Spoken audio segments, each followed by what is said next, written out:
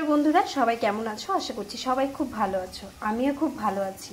দেখতে পাচ্ছ আমার কড়াইটার কি অবস্থা। যতই এটাকে ঘষি মাজি যাই করি না কেন, কোনো মতেই এটাকে আমি কিন্তু সেভাবে পরিষ্কার করতে পারি না। কারণ এই কড়াইটা আমার শাশুড়ি ইউজ করেছে, তারপর আমি করছি। তো নতুন করে আমি আর কড়াই কিনিনি, তো এটাতেই রান্না আমি করি। তো সেটা দেখো এরকম পরিস্থিতি। সেটাকে আমি এর আগে একবার পরিষ্কার করেছিলাম, তাই এই দিকটাতে তুমি দেখতে পাচ্ছ, মানে তোমরা দেখতে পাচ্ছ যে বেশ ভালোই পরিষ্কার হয়েছিল এই সাইডটা। এবার সেই টিপসটাই আজকে তোমাদের সাথে শেয়ার করব। এটা হলো চুন, ওই কি বলে এটাকে, পাথর চুন মনে হয়। যাই হোক, এই চুনটাকে আমি হচ্ছে কি, যেহেতু শক্ত হয়ে গেছে সেহেতু একটু জলের মধ্যে ভিজিয়ে রাখবো, আর কড়াইটা একদম নতুনের মতো চকচক করবে। সেই টিপসটাই আজকে তোমাদের সাথে শেয়ার করব। চলো দেখতে থাকো ভিডিওটা। তারপর দেখো চুনটা দেখো কি সুন্দর গলে গেছে। এর মধ্যে দেবো একটু সার্ফ এক্সেল। কিচ্ছু না, বাড়িতে থাকা উপকরণ দিয়েই তোমরা এত সুন্দরভাবে এই কড়াইটাকে পরিষ্কার করতে পারবে, সেটা তোমরা ধারণাও করতে পারবে না।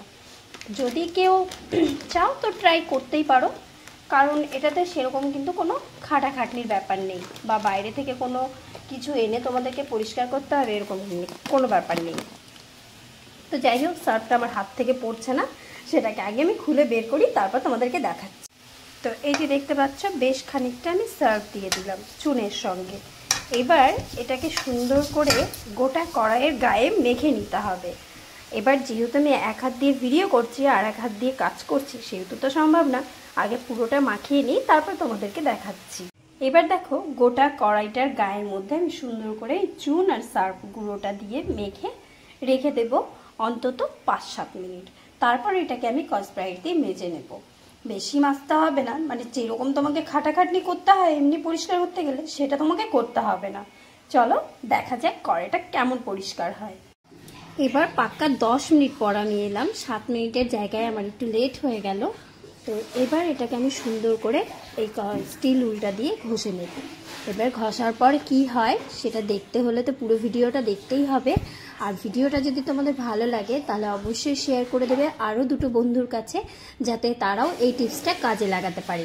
চলো এবার এটাকে মেজে তোমাদের সামনে আসছি। দেখো, এটা আমি প্রথমেই তোমাদেরকে বলেছি যে এটা আমার শাশুড়ি রান্না করতো, মানে শাশুড়ির ব্যবহারের পর এটা আমার হাতে এসেছে। এবার সেই কড়াইকে আমি কতটা পরিষ্কার করতে পারলাম সেটা তো তোমাদের এবার দেখার পালা।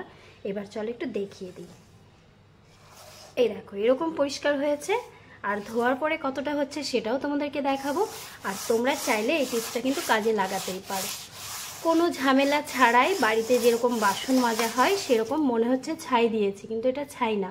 ওই যে 2টো জিনিস তোমাদেরকে দেখিয়েছি, সার্ফের গুঁড়ো আর চুন, ব্যাস এটা দিয়েই তোমরা এরকম নতুন, একদম পুরনো করাই একদম ঝকঝকে নতুন করা তো সম্ভব না, তবে এইরকম করাটাও সম্ভব না। বুঝতেই পারছো। চলো এবার এটাকে ধুয়ে নিই আর তোমাদেরকে দেখিয়ে দিই কেমন হয়েছে পরিষ্কার। আর ভিডিওটা ভালো লাগলে অবশ্যই কিন্তু একটা শেয়ার করে দেবে।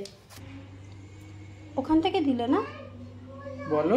আচ্ছা, এই দেখো এই রকম নতুন হয়েছে। দেখো আমার গায়ে অত জোর নেই, এই যে আমার নখের অবস্থা, এই যে আমার হাতের অবস্থা। আমি জাস্ট একটু ভর দিয়ে মাজতে গিয়ে দেখো হাতের মধ্যে স্টিল উল ঢুকে গেছে।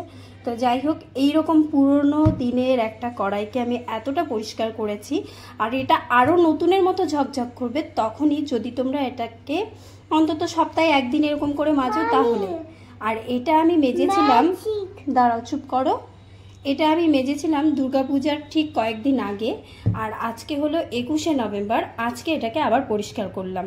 তো এই নিয়ে আমার 2বার করা হলো, আর এরপরে আমি প্রত্যেক সপ্তাহে 1বার করে তোমাদেরকে দেখাবো। এটা জল, আমার মেয়ে এরকমই ডিস্টার্ব করে, তোমরা জানো। তো যাই হোক, কেমন লাগলো ভিডিওটা সবাই অবশ্যই কমেন্ট করে জানিও। চল আজকের মতো ভিডিও এখানেই শেষ করলাম। সবাই ভালো থেকো, সুস্থ থেকো।